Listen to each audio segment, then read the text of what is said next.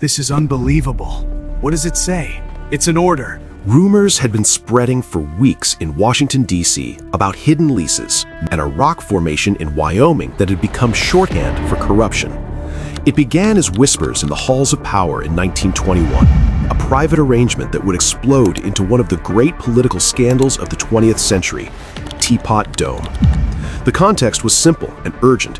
For years, the federal government had set aside certain oil fields as naval petroleum reserves, emergency fuel meant to keep the United States Navy running in wartime.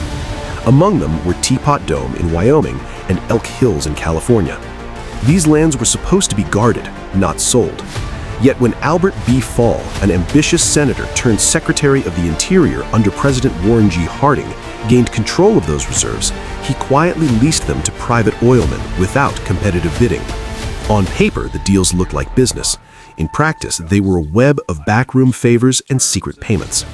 Harry F. Sinclair, an oil tycoon, acquired the lease for Teapot Dome. Edward L. Doney, a powerful California oilman, got Elk Hills. In the months that followed, questions mounted. How had Fall secured leases without open process? Why had records been destroyed? And what had the oilmen given in return? Tension rose when Montana Senator Thomas J. Walsh refused to let the matter rest. He opened an investigation in the Senate, subpoenaing papers, jailing stubborn witnesses, and following money trails that led from Wyoming to the Capitol. Place it on the bank. Good. Now connect it to the route. This is our leverage point. Testimony revealed that Doney had delivered a sizable check to Fall, described during hearings as a loan but arriving under suspicious circumstances. Fall had taken cash, loans, and gifts while he held authority over the national reserves. The political fallout was dramatic and theatrical. Newspapers printed ledgers and deposit slips. Citizens who trusted their government watched hearings unfold live and in print. Harding, whose administration was already shadowed by cronies and scandals, died suddenly in 1923, but the story did not die with him. The Senate investigation dragged on, producing evidence that the leases had been made in bad faith and pointing to corruption in the heart of federal authority. The legal conclusion was decisive.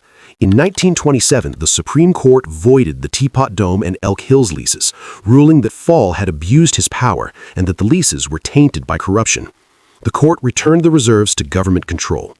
Criminal prosecutions followed. Albert Fall was tried, convicted, and in 1929 became the first former cabinet member sentenced to prison for crimes committed while in office. The oilmen faced trials too. Doney was acquitted of bribery charges. Sinclair was convicted on other counts relating to jury tampering and contempt and served time. The conspiracy revealed by Teapot Dome was not a single dramatic plot with a mastermind and henchmen. It was a pattern, a cabinet official who traded public trust for private gain, businessmen who saw access as a commodity, and a political culture that tolerated, for a moment, opaque deals away from public scrutiny. It was a cautionary tale about how natural resources set aside for national security could be repurposed by ambition and greed. Teapot Dome reshaped American law and politics.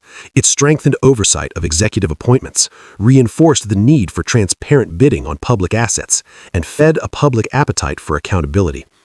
The scandal became shorthand for corruption. The phrase Teapot Dome entered the language as a warning. Decades later, the concrete lessons remain. Institutions must be watched, records must be open, and power must be subject to inquiry. The Teapot Dome affair is proof that when secret deals replace public process, the consequences are more than political embarrassment. They are breaches of trust that can erode democracy itself. In the end, what began as whispers in Washington became a courtroom reckoning and a landmark moment of reform.